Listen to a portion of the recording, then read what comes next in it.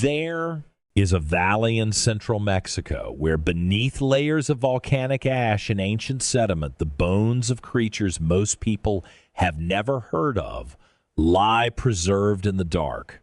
They are not the bones of dinosaurs.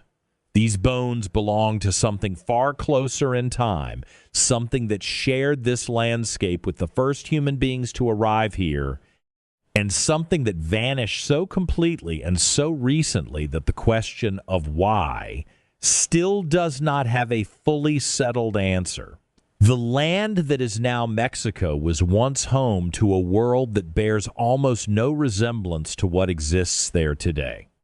For millions of years, this region supported a community of enormous animals so diverse and so imposing that it would be unrecognizable to anyone alive now. Scientists call this community the Pleistocene Megafauna. And in Mexico, that community was extraordinarily rich.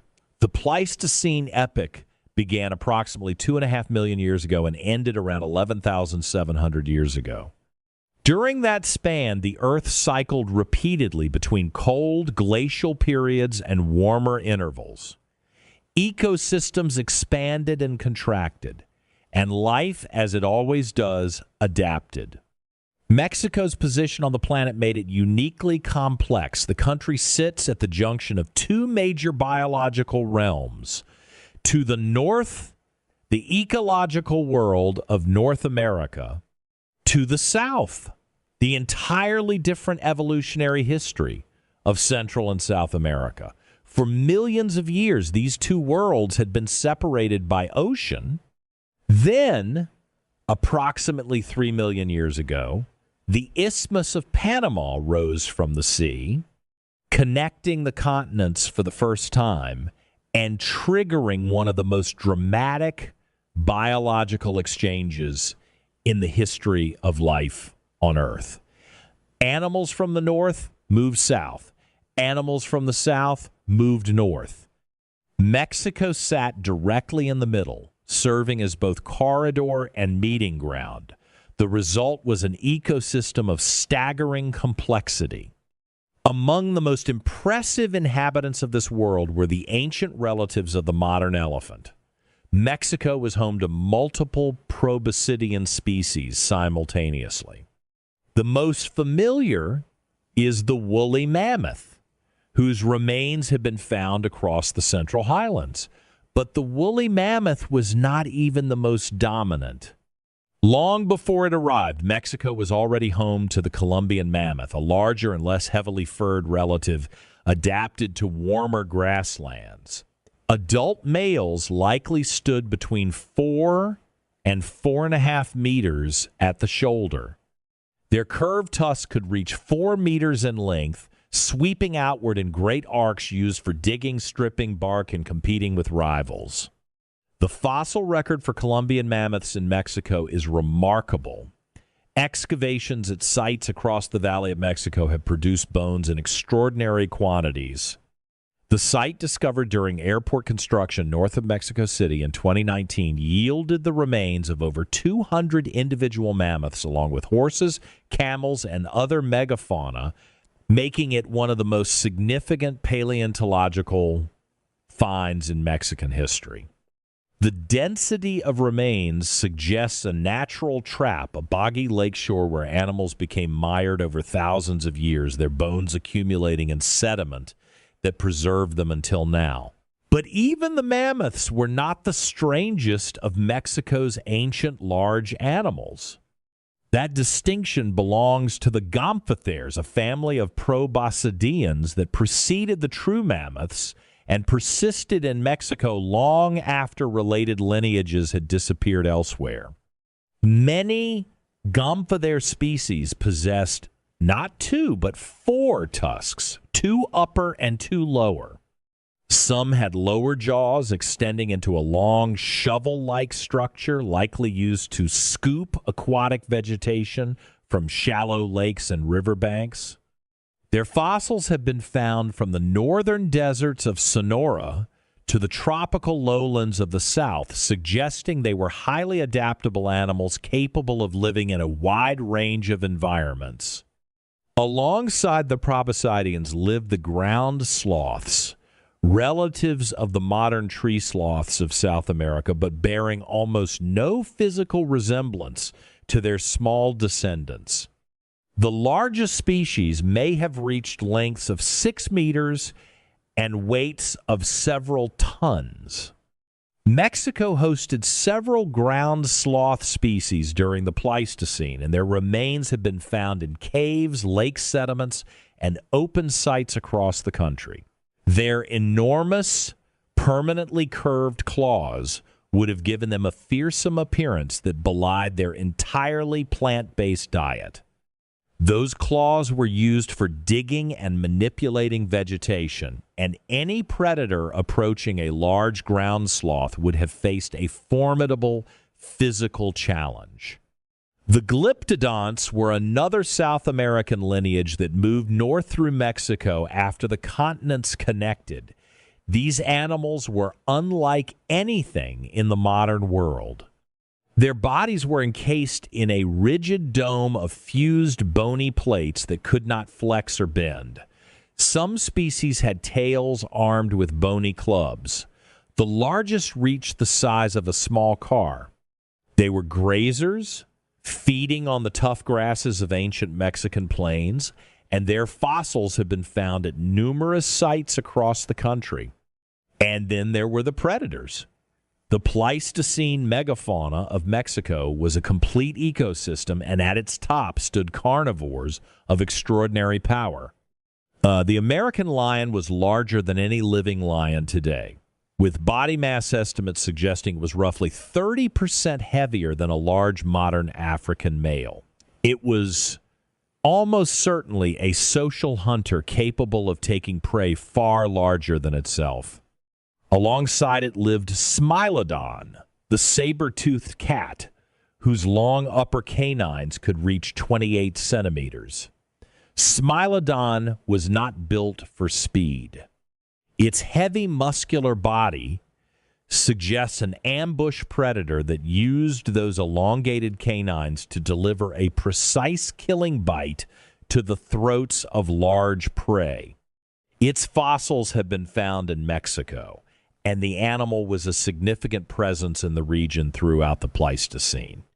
Completing the predator guild were the dire wolves, heavier than gray wolves with larger teeth adapted for crushing bone, likely hunting in packs and exerting sustained pressure on every large herbivore species in the region.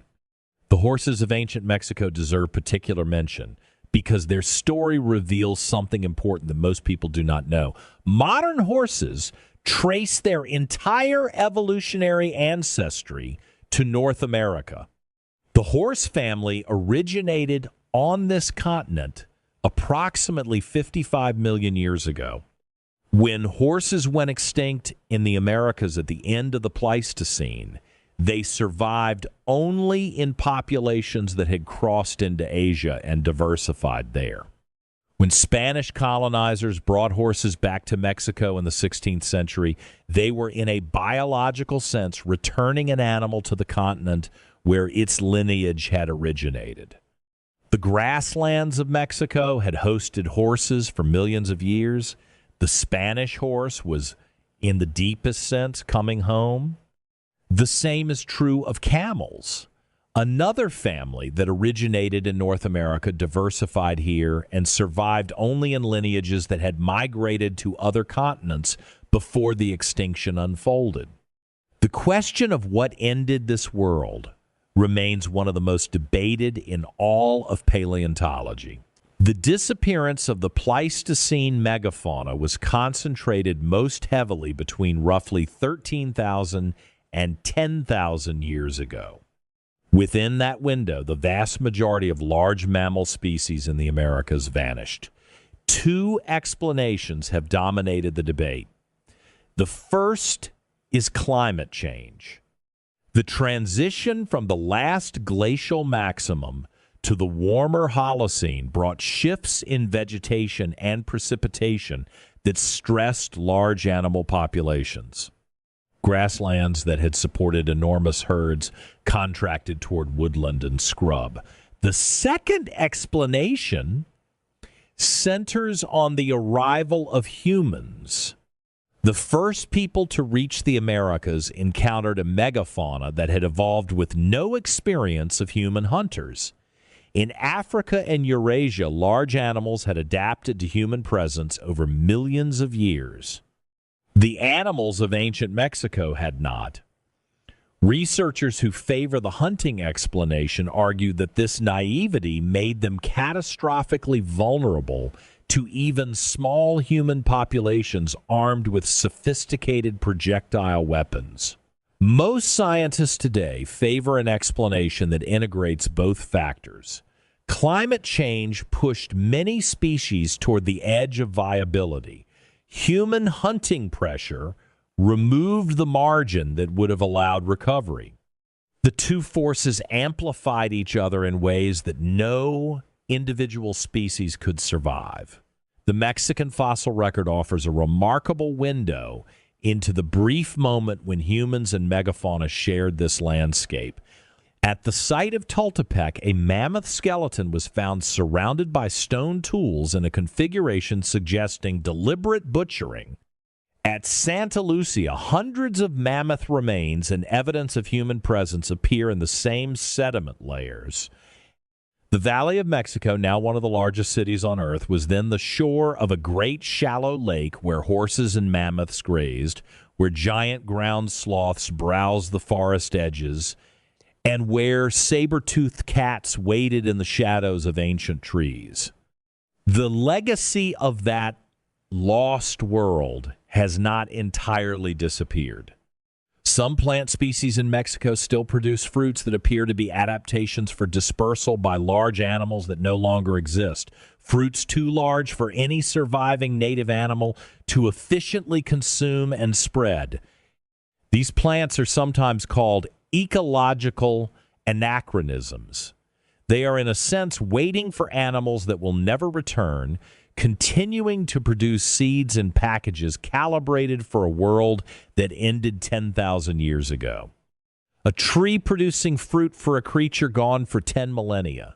A landscape shaped by the absence of animals that evolved alongside for millions of years. The fossil bones under the ash and sediment of Mexican valleys are not simply relics. They are part of a conversation between the past and the present that the land itself is still having in the chemistry of its soils, in the structure of its forests, and in the questions that researchers continue to bring to those ancient bones, hoping to understand not just what was lost, but what that loss has meant for everything that came after. If this video changed how you see the land beneath your feet, hit the like button. It helps more people find this kind of content, and it takes 1 second. Subscribe if you want to keep going deeper. Every video on this channel is built the same way. Real science, real fossil evidence, real questions that do not have easy answers, and leave a comment below. What surprised you most? The mammoths under Mexico City? The fact that horses originated here? The trees still waiting for animals that will never come back? Tell us. We read every single one. There is a lot more buried out there. We are just getting started.